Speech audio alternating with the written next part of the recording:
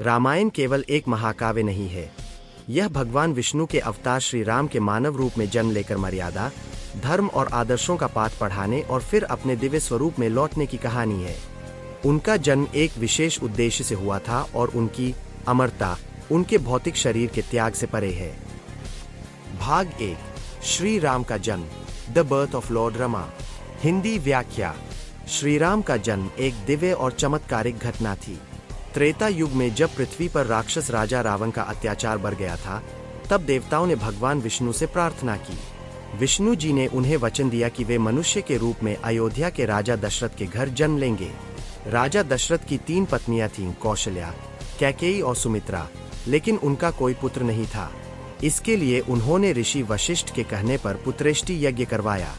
यज्ञ से प्राप्त खीर, पायस को तीनों रानियों ने ग्रहण किया।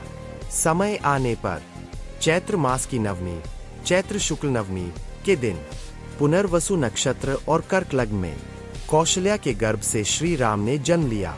उनके साथ ही कैकेयी से भरत का जन्म हुआ और सुमित्रा से लक्ष्मण और शत्रुघ्न का जन्म हुआ।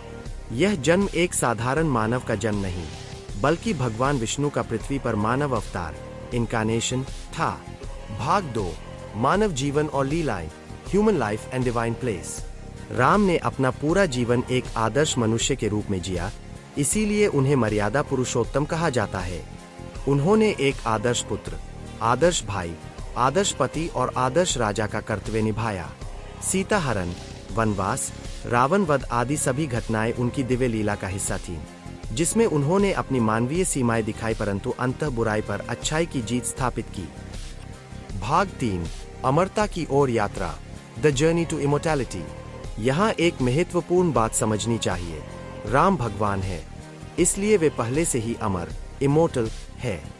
अमर जीवन की व्याख्या उनके मानव शरीर के त्याग और अपने वास्तविक दिव्य स्वरूप में वापसी के रूप में की जाती है।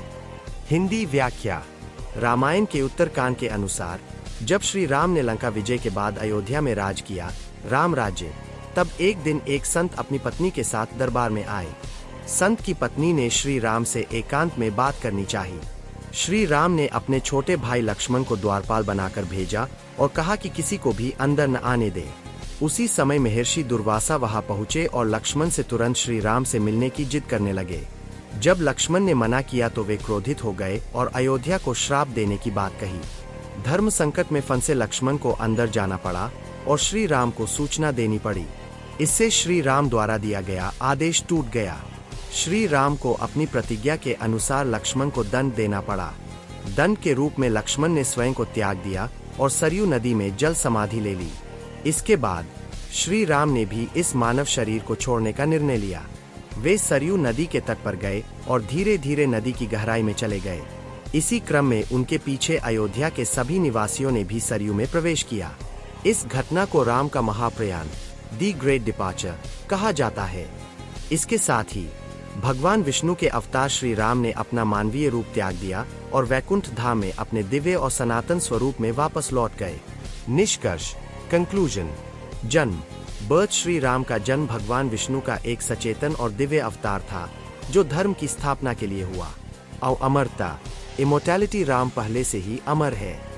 मानव रूप में उनकी मृत्यु वास्तव में उनका महाप्रयाण था, एक मानव शरीर का त्याग और अपने सनातन दिव्य स्वरूप, वास्तविक अमर रूप में वापस लौटना।